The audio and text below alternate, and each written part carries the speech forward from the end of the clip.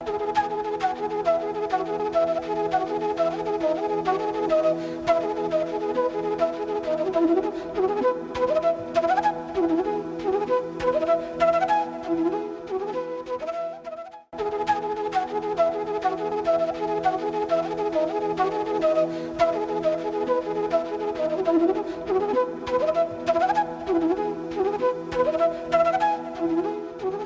to EduSet Network. Friend, as you know, we have organized 3 lectures on public administration. Today we will just try to know the evolution of public administration, its growth, and what is the contemporary nature of public administration.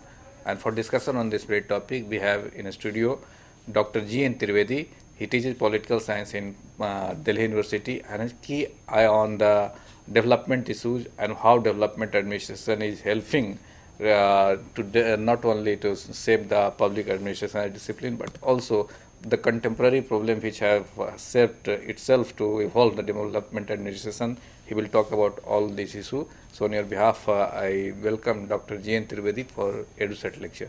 Welcome, sir. Thank you. Thank you, Amrendraji. As Amrendraji has already told you that the topic of my lecture is the changing nature of public administration. In this lecture, I just want to focus on the origin of public administration as a discipline and how public administration first emerged as a discipline and translated into practice. Because discipline is something which is related with ideas, academics, but practice is something which is related with formulation, execution, implementation. So both the aspects of public administration I'll dwell upon. And then the break, in origin, in the beginning, public administration was something else, but with the passage of time, it acquired new nature, new characteristics. And what are these new characteristics? I'll also focus on that. Lastly, if time permits, I'll also speak on the nature of Indian administration, how public administration or administration has taken shape in India. So first I begin the emergence, the origin of public administration. In this context, I would like to focus that public administration, I'll cover 2 parts. The first, pre-Second World War phase, and the second, post-Second World War phase. So, if we take the first part, then we realize that public administration is an integral part of statecraft since time immemorial. It is related with civilization. We cannot think of any orderly political organization without administration. So, as a profession, as a part of a state, it was existing. But as a discipline, it emerged with Woodrow Wilson. He was American president, and he developed the systematic understanding of public administration. He conceptualized the idea of public administration as an independent discipline, and that was he. In 1887, 19th century, he shifted the focus from state and government to government in action. What does he mean by government in action? We talk about public administration as a subject, as an academic discipline, but there is a need to develop the idea of public administration which is rooted in practice, which manifests more in execution of decisions taken by the government, taken by the state. So execution, implementation part of public administration, which he refers as government in action. In brief, he wanted to make public administration as something that is rooted in the practice. Wilson also emphasized the need of comparative administration to enrich the experiences of its meaning, nature and scope. he also emphasized the need that we have to develop comparative idea about administration. Administration is not uniform everywhere. A specific situation has specific characteristics. So there is a need to know the challenges before administration in different parts of the world, in different countries. And by knowing the problems and prospects of public administration in different parts and different places, we would be able to refine the techniques and tools of administration. So he focuses on comparative study of public administration. In other words, he reiterated the need of empirical input to be incorporated in the study of public administration. Comparison is not possible without taking into account the empirical situation, what is exactly happening at the ground level. So Woodrow Wilson, he is the first to bring public administration in the limelight. Now, the evolution of public administration gradually reduced the gap, as I said, public administration in practice and public administration as discipline. So, with the passage of time, with the evolution of public administration, this gap reduced in the practice of public administration and teaching of public administration as a discipline, both synchronized. In the context of India, it was felt that it was realized that there should be proper synchronization of practical aspect of public administration and its moorings in the intellectual tradition. Something emerging out of intellectual tradition, something comes out of deep thinking. That's something, unless it is implemented in practice, it has no meaning. So there is a need to synchronize the intellectual tradition, creative aspects of public administration with its practical aspects. Only then it will bear the fruits for the society, for the country, for the administration. So this was the realization.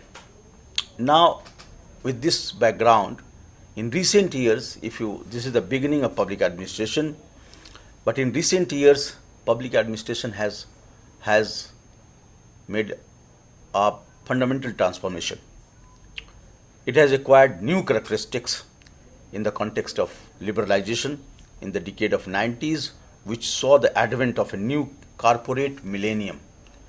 The decade which has started in the decade of 90 is a watershed so far as the changing nature of public administration is concerned. It is a watershed because the basic premise of public administration rests on some sort of the idea of a state, that a state would play important role. And this continued for a fairly long time. So now we find rupture with the decade of 90s, and that rupture is in the sense that now the role of a state is going down, and as I said, it is a corporate millennium. Now different actors, they are calling the shot. Market is accorded significant place in administration, in addressing the problems of the people. So this resulted in a movement towards a new era of corporate millennium. Important structural as well as ideological changes have contributed to the changing character of public administration. Thus, the nature of public administration has substantially changed, and it has adopted the character of corporate governance. So this is the present state of public administration, on which I'll later on I elaborate this point in detail. Now, there are several approaches to conceptualize the evolution of public administration, but I don't want to identify all these approaches. For the convenience of this lecture, I broadly divide the evolution of public administration into two dominant phases. The first, traditional or classical or Weberian phase of public administration, Max Weberian phase of public administration. The second is non-classical, behavioral or non-Weberian phase of public administration. So these are the two important or two dominant phases of the evolution growth of public administration. First, Weberian, and the second, non-Weberian phase of public administration. The first period belongs to the pre-Second World War period, which focuses on formal structures of administration. The later phase, in the post-Second World War era, shifted its focus on informal and behavior factors. The Weberian phase is much more related with the state. It is related with the formal structures of bureaucracy. But the second phase, post-Second World War phase, it is related with formal structures as well as informal and behavioral factors related to public administration. So with these preliminary observations, these introductory remarks, I would like to dwell upon the evolution of public administration as a discipline, how it has emerged as a discipline. As I said in the beginning, that evolution of public administration is dominated by different school of thought. But a systematic study of the discipline first began with the publication of Woodrow Wilson's famous essay, The Study of Administration, in 1887 in the Political Science Quarterly of America. This essay is a landmark so far as the evolution is concerned, the study of administration. In this essay, Wilson referred public administration as science, which was an intrinsic part of the orderly, organized, and efficient world of business.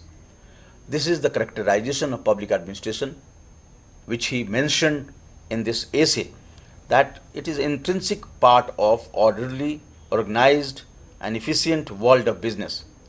It was separate from politics and was confined to the execution of policies. This is also very important. There is an insulation between administration and politics. Administration has nothing to take from politics. It has to confine itself to the execution of policies. It has nothing to take from politics. So he also focuses on the need of separation of administration and politics. Now the justification, why so much emphasis on insulation of administration from politics. The justification for politics administration dichotomy laid the foundation for identifying objective principles and scientific functions of administration. This is the background, this is the basis which enabled, which facilitated the process of identifying objective principles and specific functions of administration. In this context, I would like to quote Frank Goodenough, an advocate of juridical approach. He adopted a legal approach, juridical approach to define the contours of public administration. What he says, he wrote a book, and the book is Politics and Administration. In that book, he clearly says that politics has to do with formulation of policies. Politics has a specific role. Politics and state they are mainly concerned with the formulation of policies. This is the domain of the state and politics. And politics represents the will of the people. Politics gives effectiveness to the expression of the people. So, and how does politics, or how does the state give effectiveness to the will of the people? By formulating policies. But administration is more concerned with the execution of these policies. Administration is not representing the will of the people. Administration is accountable to the political bosses. They are not accountable to the people. So their legitimacy is in the overall state system. So what Frank says, that the administration or bureaucrats, they have to execute these policies framed by the state. Thus, public administration was defined in a narrower sense, which was apolitical in nature. So it clearly emerges out that it is apolitical. It concern doesn't lie in the realm of politics. It concern lies only in the realm of implementation. Now we further proceed, and then we find in 1920s public administration began picking up academic legitimacy when Leonard D. White's book Introduction to the Study of Public Administration in 1926 reflected the general characteristics of administration as non-partisan. In this book, Leonard D. White's book is a very famous book, Introduction to the Study of Public Administration, and this book has contributed in according legitimacy to public administration as an independent discipline, as an academic discipline. And what does he say? This book came in 1926, and he, like previous scholar, he also reiterates the need of administration to become non-partisan. Public administration was stated to be value-free. It does not have its own values. It is value-free science, and the administration in practice would aimed at economy and efficiency. It was a scientific inquiry based on facts which kept the social, psychological and behavioral factors out of its study.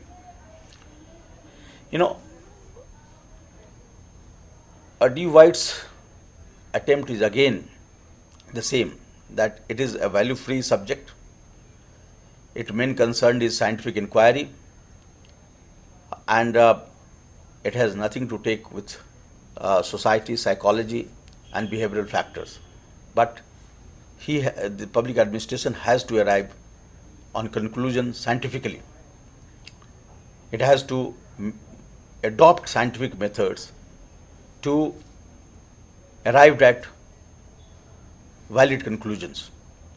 And for arriving at valid conclusions, there is a need to make a separation from other important activities of human life, as I said, social, psychological and behavioral. Again, there is another scholar, W.F. Willoughby. Willoughby's book came in 1927, Principles of Public Administration. It reinforced again the tradition in Second World War. The emphasis of all these scholars was on public administration as a scientific discipline, and they all wanted to make a separation between politics and administration.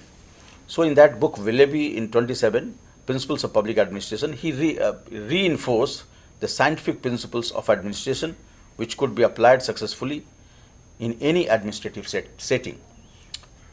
he also emphasizes general aspects of administration. If it is scientific, if it is value free, then that kind of public administration can be applied to any administrative setting without any cultural difference. It doesn't matter, because it is scientific and value free. So as scientific discipline, as a scientific method, it can work efficiently in any social cultural setting. In that context, I would also like to mention the structural approach to the study of public administration based on 7 principles. This is very important, and in classrooms these 7 principles are spelled out again and again. In short, it is called POSDCORB, POSDCORB.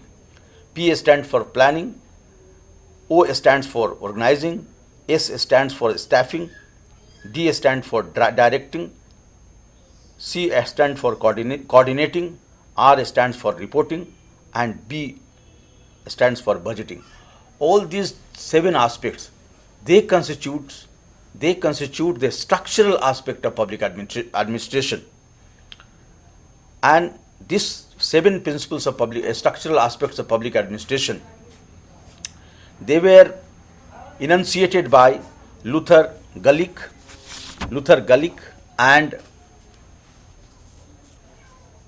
Urevich in their essay 1937. The name of their essay was The Science of Administration. In this science of administration, both Gulick and Urevich developed these 7 structural principles of public administration, and they state their position that the thrust of public administration is on a centralized model of administration as a requisite for efficient and effective functioning of democracy. If these 7 principles or these structural aspects, if they are followed, then it will ensure effective functioning of democracy.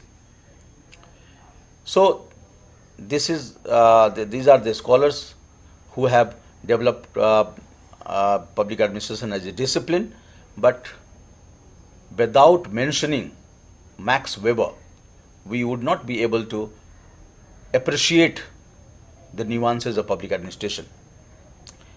The classic work of Max Weber on bureaucracy is very important. So in brief, I just mentioned some aspects of Weberian bureaucracy. Max Weber's ideal theory of bureaucracy refers to the class character of society. How he refers this ideal bureaucracy as a class character of society? He believed that capitalism and bureaucracy mutually reinforce each other. The growth of capitalism can deliver only when there is mutuality between capitalism and bureaucracy. Without mutuality, it is not possible for capitalism to deliver. So in that sense, he refers the class character of society. He defined bureaucracy in terms of its structural and behavioral characteristics. Unlike many scholars, he applied the concept of bureaucracy to all forms of organizations. His concept of bureaucracy is not only limited to administration, but his idea of bureaucracy is related to all large organizations, all large human organizations, all forms of large organizations such as civil service, political parties, universities, and industrial enterprises.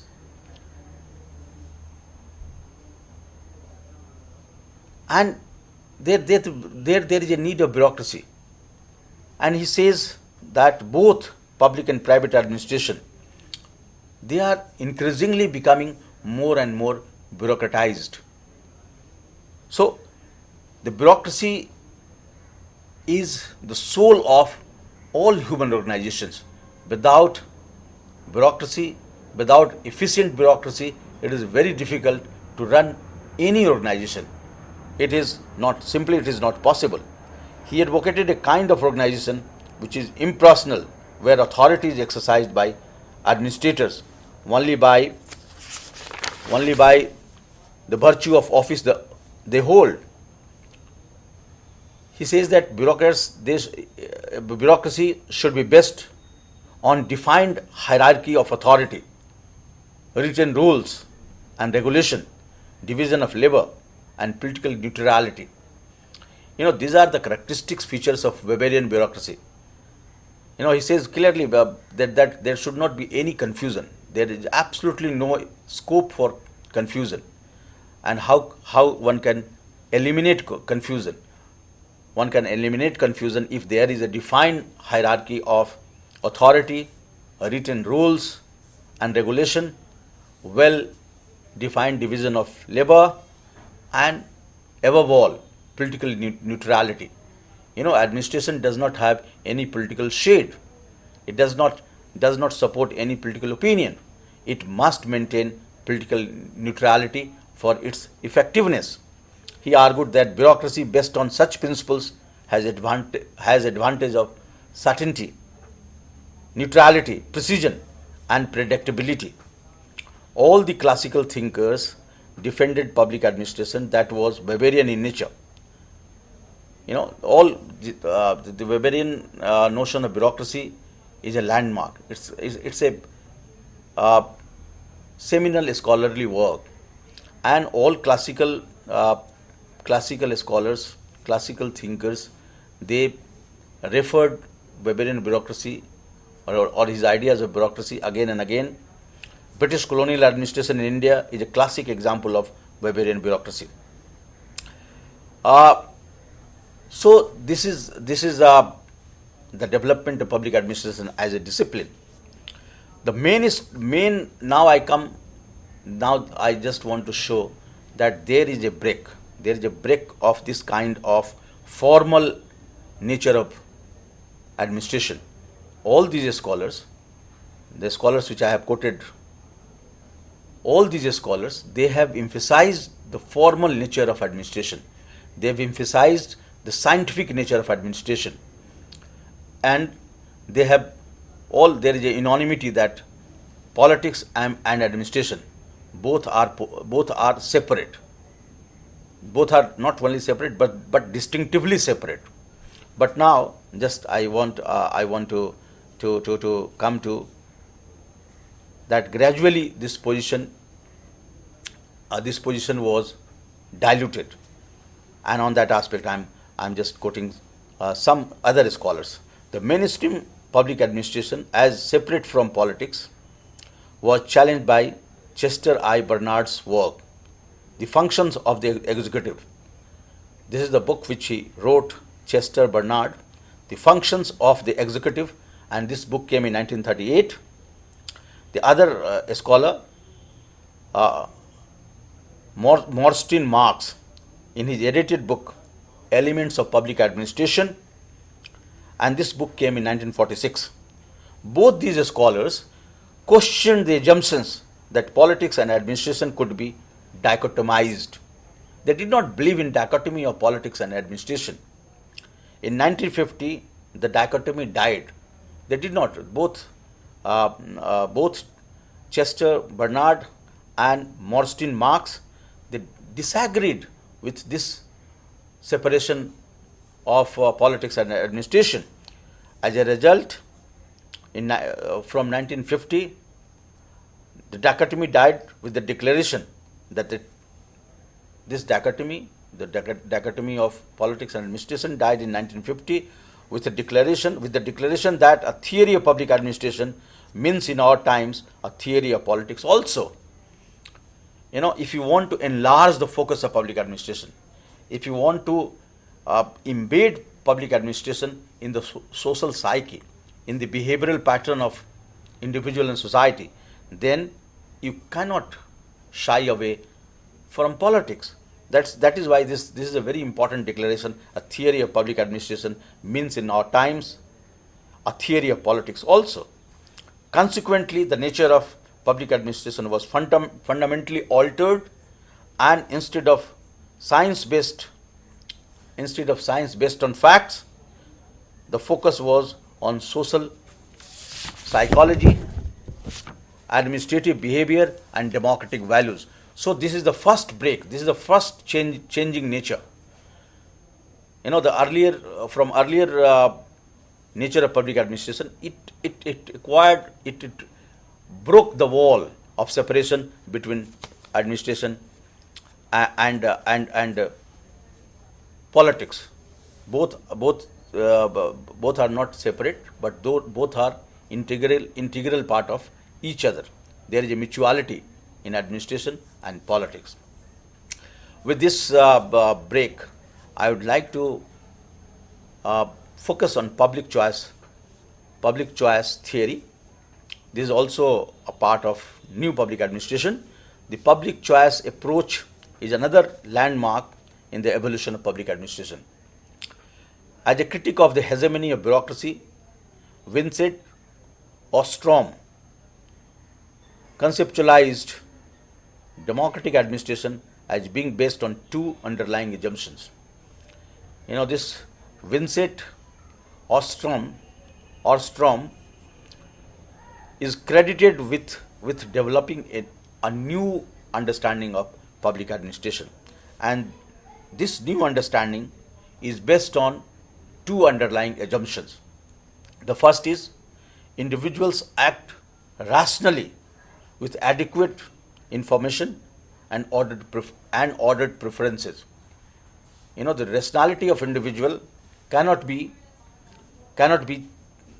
You have to accept that individual or it is inherent in the nature of human being that they act rationally, and they have adequate information, and on the basis of those informations they form ordered preferences. So this is the first principle. The second principle, individuals are utility maximizers. So these two principles are very important. Thus, a theory of public organization. So these two principles, or public choice approach to public administration, gave rise to a new concern, a new nature, new meaning to public administration. So a theory of public organization to serve consumer interest and preferences was constructed. A theory of public organization, this public choice approach gave rise to a theory of public organization to serve consumers' interest and preferences are constructed.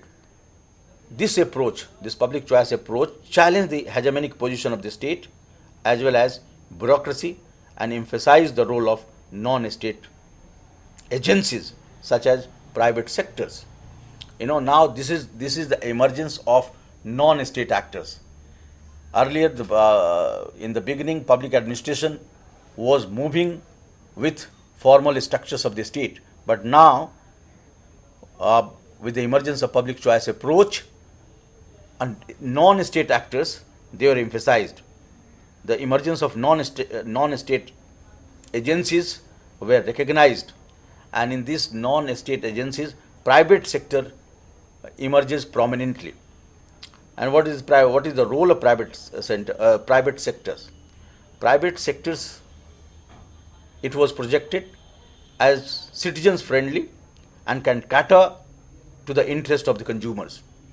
It can efficiently cater to the interest of the consumers. The critical theorists also believe that the public interest and bureaucratic interests are at loggerheads, and concentrating power in the hands of bureaucracy alienates it from the public.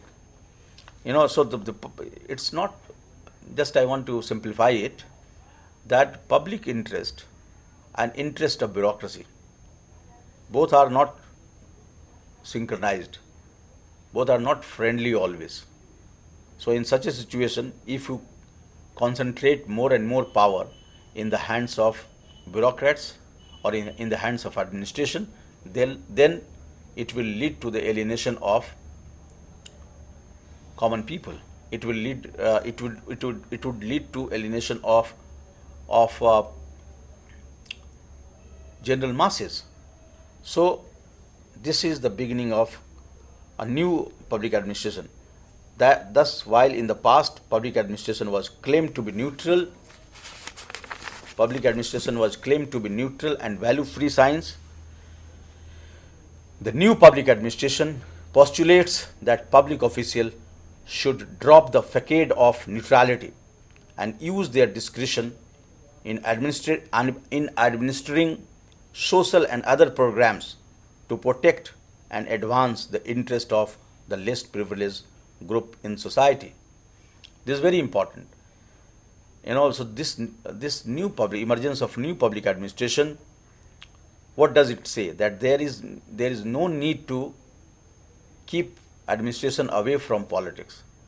Administrators, they have to use their discretion, and if they use their discretion, if they use their decision-making power, then probably they would be in a position to serve the interest of poor masses, the masses who are underprivileged. They are not reaping the benefits of state policies. So if administrators, bureaucrats, if they apply their mind, then they would be in a position to deliver. They would be in a position to provide a better model of governance so far as the marginalized section of society is concerned. So this is possible only when we have to change the traditional nature of public administration. Traditional nature of public administration is not in a position to take the horizon of public administration on a larger plan.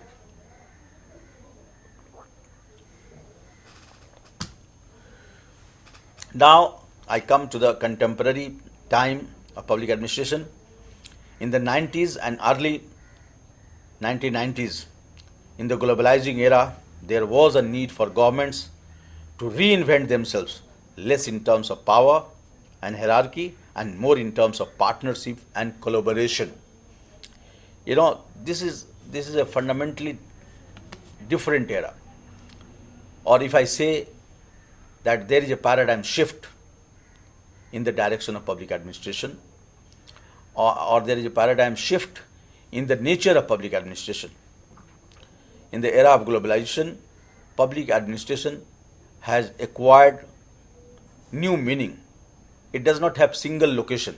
A state is not the only location from where public administration draws its sustenance. There are multiple actors involved in the task of administration, involved in the task of governance. A state is not the sole spokes or a state is not the only provider of services to the people. There are multiple actors, multiple service providers to the people. So this is a fundamental break. This is a paradigm shift. And that is why I am saying that this paradigm shift is more reflected in terms of partnership and collaboration. Now the hegemonic role of the state is challenged due to the economic reforms based on neoliberal ideologies. Neoliberal ideology, it is an ideology of market. Market is given importance. The role of a state is diminishing.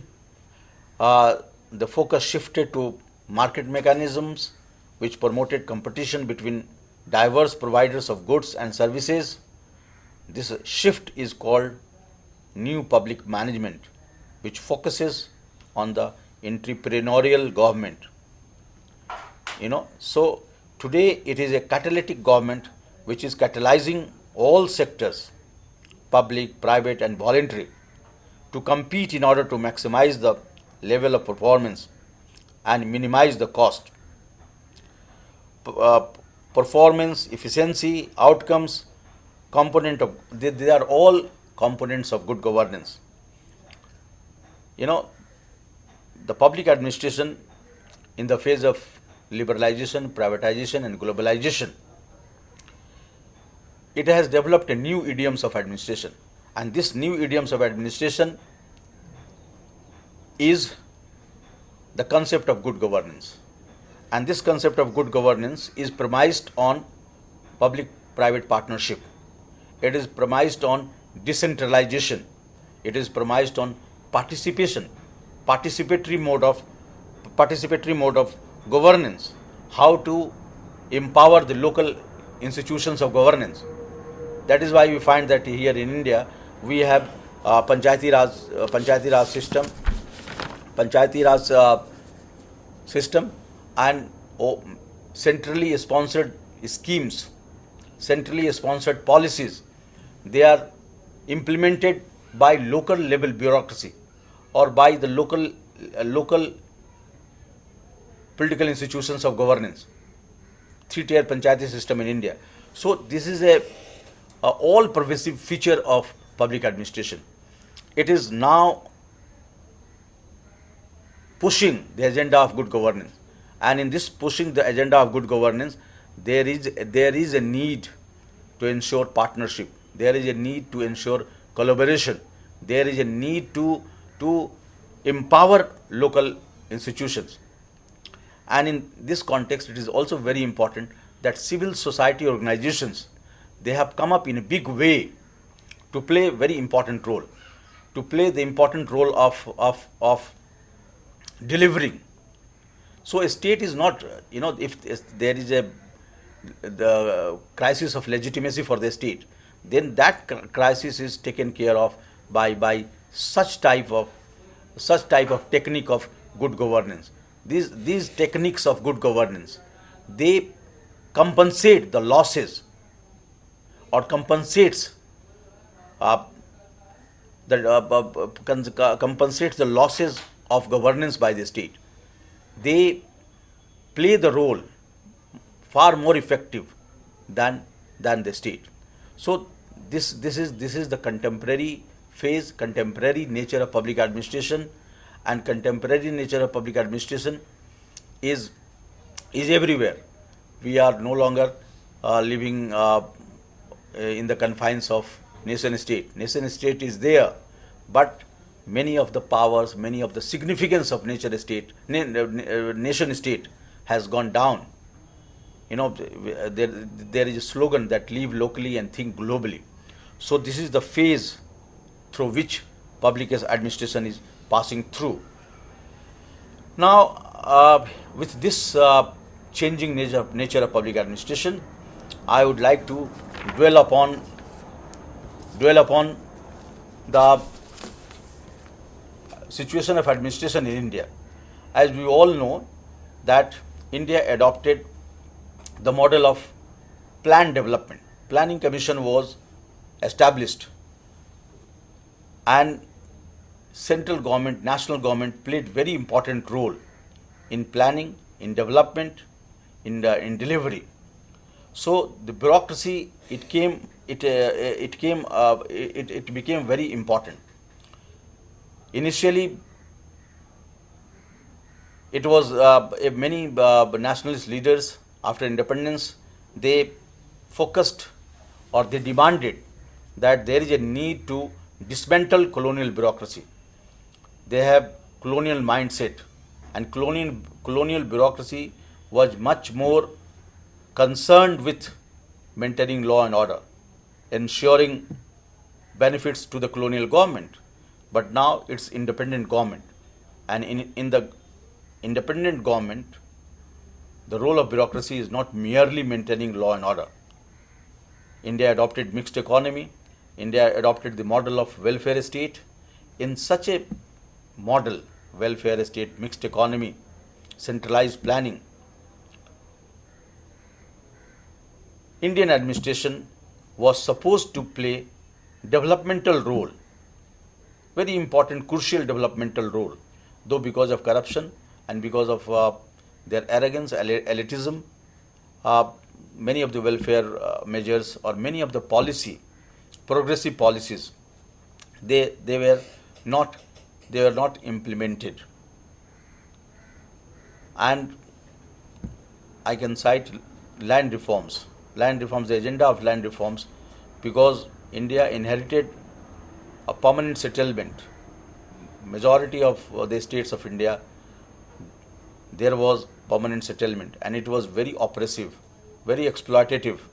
So even during freedom struggle, the Congress leaders, they promised to abolish this permanent settlement, to abolish this jamindari system, result of permanent settlement.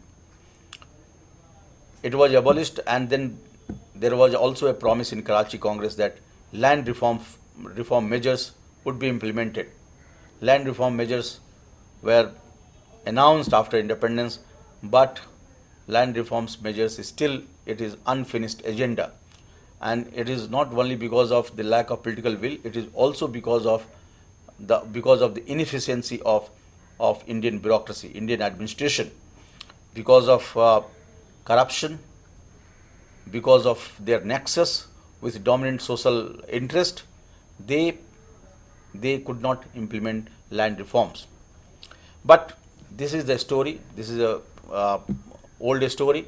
Now we have entered into a new phase. As I mentioned, that almost the whole world is passing through this phase of neoliberal ideology, this market ideology. Market is playing important role, and in this market ideology, multinational corporations, they are coming, and they are playing very important role in providing commodities to the native population, in bringing foreign reserve or foreign currencies. There are some criticisms of this aggressive pursuance of globalization, aggressive pursuance of liberal policies. But there are some there is some bright side of this phase of globalization. And the bright side of this phase of globalization is that of course there is a fundamental change in the nature of bureaucracy in India, but this change is good in many ways. Now we have multiple governance. We have multiple organizations of governance. There is a decentralization of power. Panchayati Raj system after 73rd Amendment, they have been made much more powerful. They have been made effective, and they have become the grassroots, very important grassroots organization to implement policies and programs started by central government as well as a state government. So Panchayat has played a very important role. Now the civil society organization. In India, civil society organization is proactive, very articulate, and they are demanding something very fundamental, something which would strengthen democracy, which would strengthen the idea of governance. It would give practical shape to the philosophy of governance. And what is that? They right to information, RTI. It's a major victory. This was the demand of civil society organization for very long, and it became reality only in 21st century. And because of this RTI, people can know, it has ensured a better and effective method of governance. People can participate in the formulation of policies.